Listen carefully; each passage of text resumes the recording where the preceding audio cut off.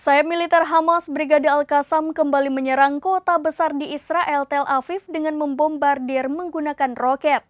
Serangan itu membuat sejumlah titik di kota tersebut diselimuti asap.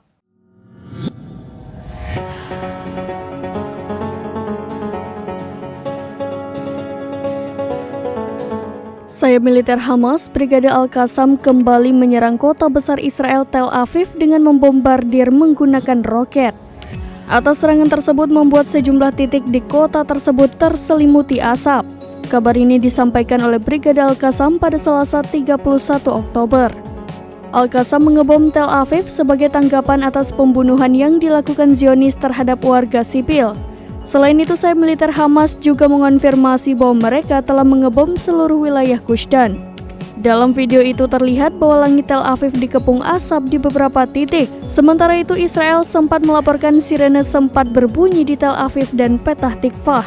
Alarm roket juga berbunyi di wilayah utara Tel Aviv, termasuk kota Ra'anana, Herzliya, dan Kfar Saba.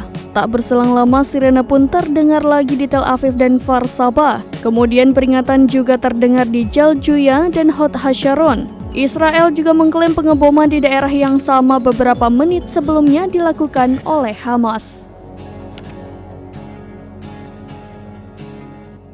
Demikian informasi terkini, Syederalun saksikan terus berita lainnya di kanal YouTube Serambi News, website dan Facebook serambinews.com.